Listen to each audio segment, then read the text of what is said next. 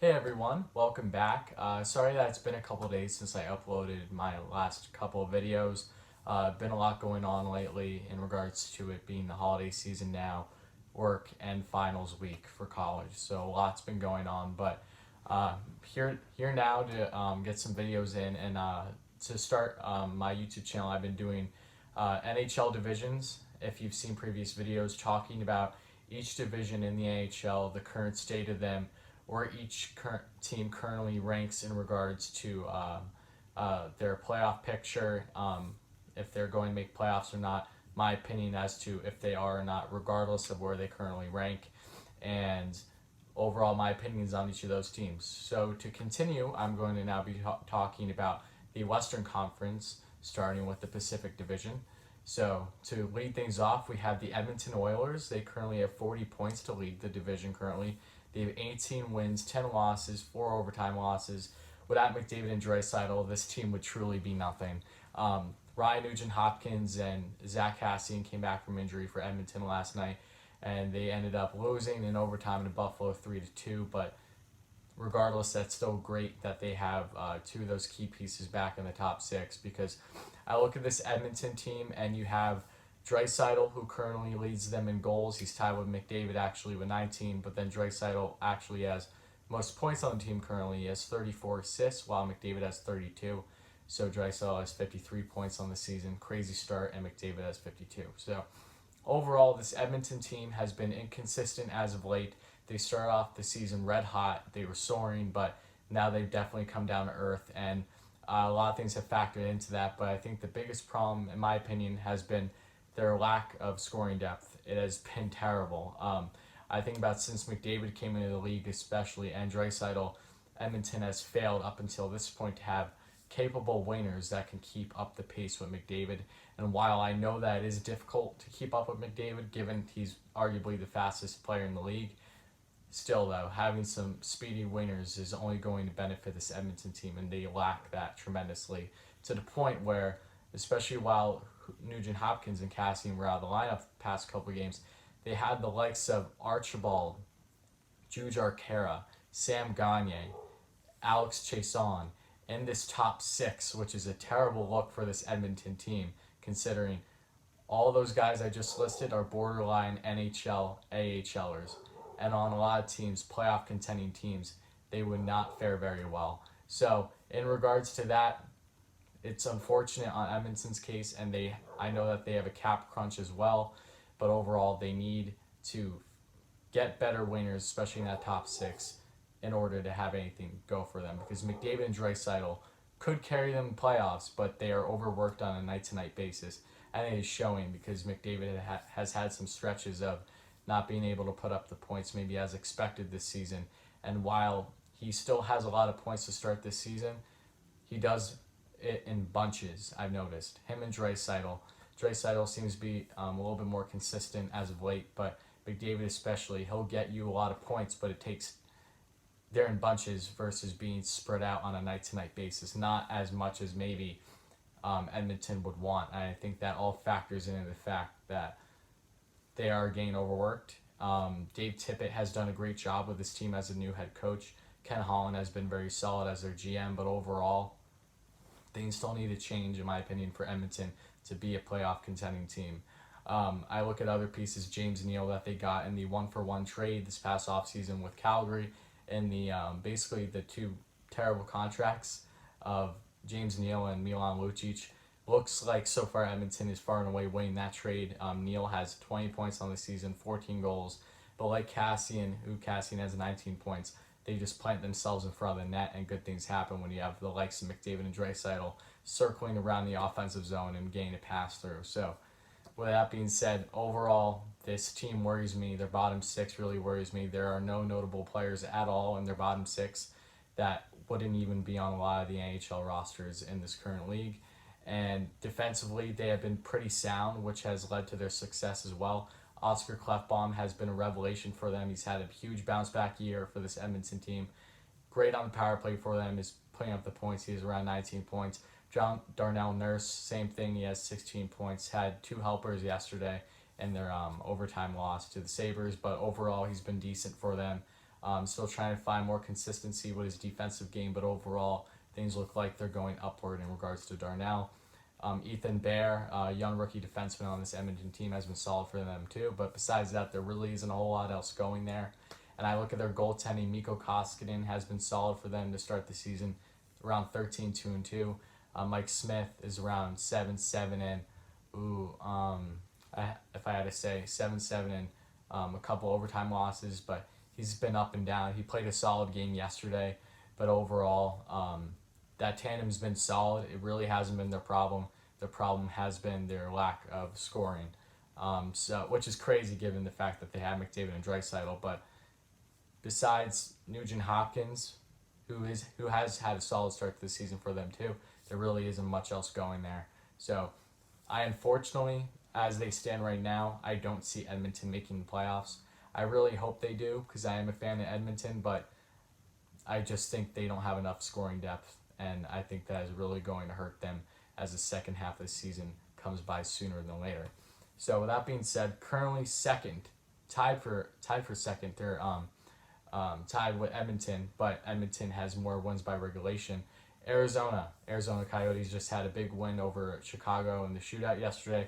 They currently have 40 points. They have 18 wins, 10 losses, 4 overtime losses. Connor Garland is currently their goal leader. He has 12 goals, and he's been awesome for them starting the season. Really came out of nowhere. Never heard of this guy before, and he has really been a huge help to this Arizona team who's struggled within the past couple seasons to find offense on a night-to-night basis. And Nick Schmaltz, who came over in the trade with Chicago 1-for-1 for Dylan Strome, that seems to be working out great for both parties, as Schmaltz especially currently leads the team with assists with 17 and leads the team with points with 22.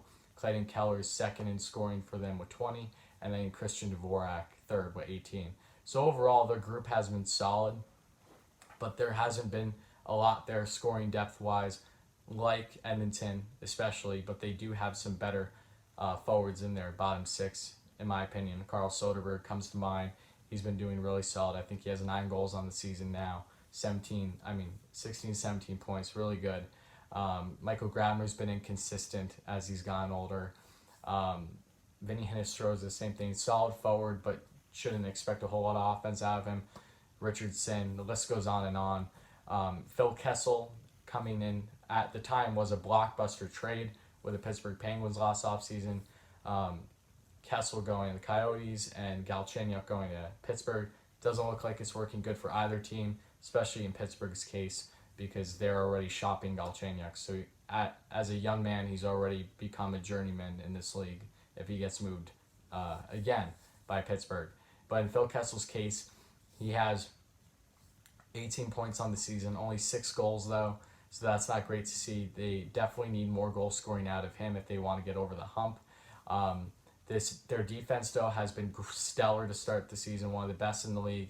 The mix of Jacob Churchin, who's been really solid for them, young defenseman, Golgoski, who has 19 points on the year for them, who really isn't known for his scoring, but he's really chipped into play, especially on special teams for this Arizona team.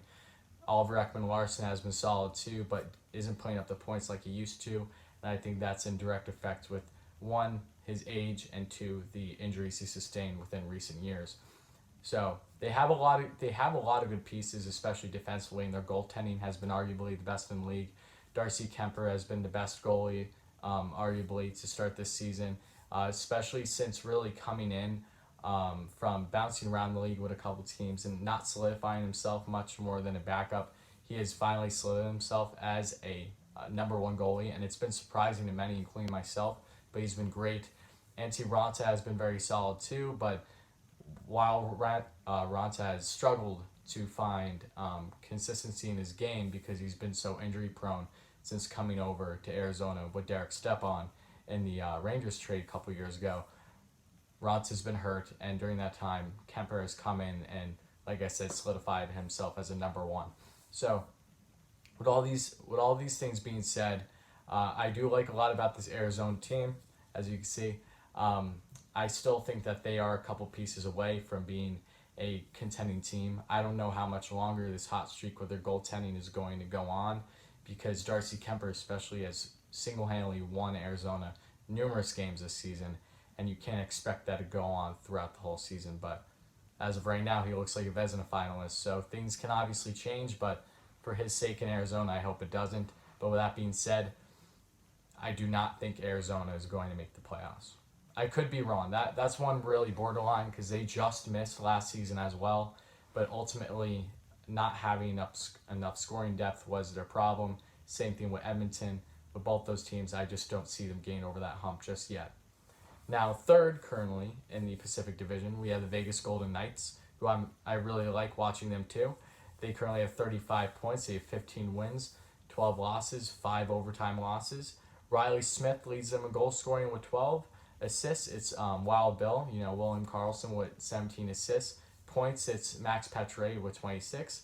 Then with 25, it's Wild Bill, and 24, it's Mark Stone. So this Vegas team is really interesting because their offense is the complete opposite of the previous two teams I was just talking about. They have the depth without question. They just came home from an awesome away trip they had in the East Coast, gained 5 out of possible 6 points during that span. Malcolm Subban was great for them in relief of Marc-Andre Fleury because Fleury was gone for a decent amount of time due to the passing of his father. So that's really unfortunate, but he's back with the team now, and I expect him to probably be playing as soon as their next game.